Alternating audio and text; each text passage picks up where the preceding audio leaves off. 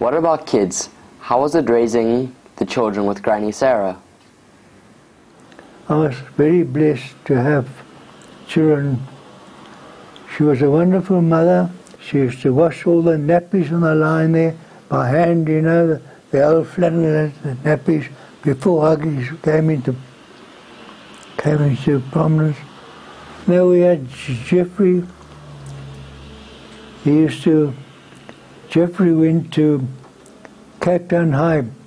Mr. Leuenberg was the principal, I remember. He used to come every weekend to help us in the shop.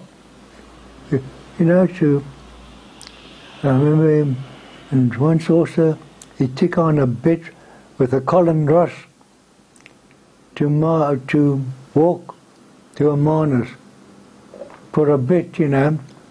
Which Manus was about 50 or 100 kilometers away.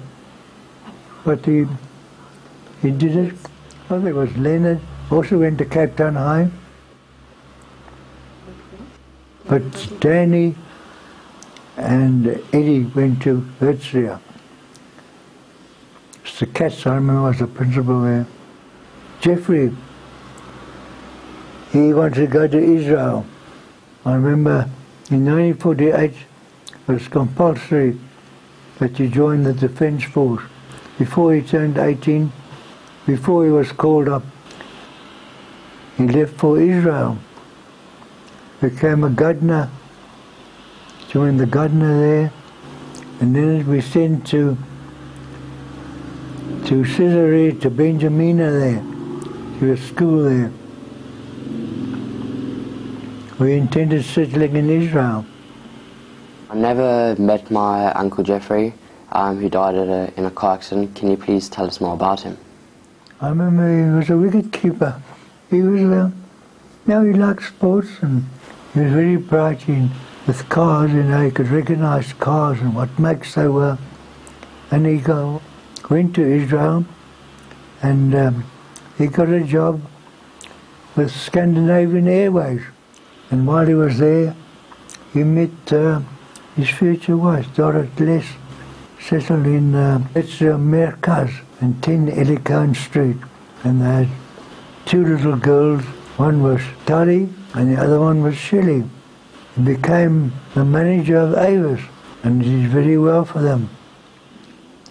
He came back to South Africa, and he was going back to Israel to see his children there, and he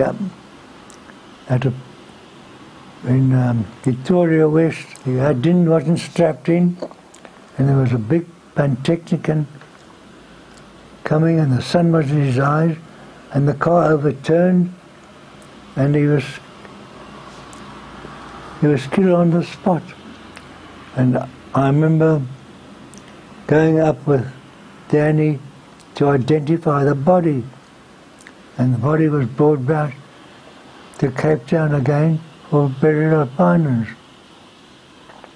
He was only 32 at the time.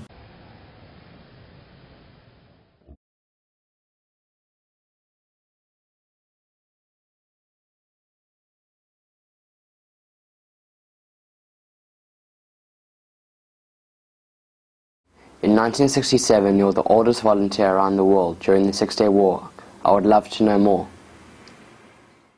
I remember called the Air France, and I landed in France, in de Gaulle Airport. But I had a friend, Harry Sauber, I used to go to school with in Cape Town, and he was living on Mayim Baruch at the time. And the Mayim Baruch was far up in the north there of Israel, near Kfar Shmonan, Dan Daphne, and I landed there.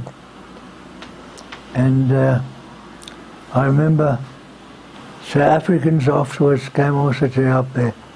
While the Israelis were sent to the front, we used to help. We picked the apples there, you know. I remember it was apple time. The Syrians were on top there, and they were bombing the Kfar Bloem And these other settlements, I remember, he sent secret messages to Israel where they could bomb the Syrians and dislodge them. They discovered that he was a spy, and they hung him up, I remember, Eli Kine.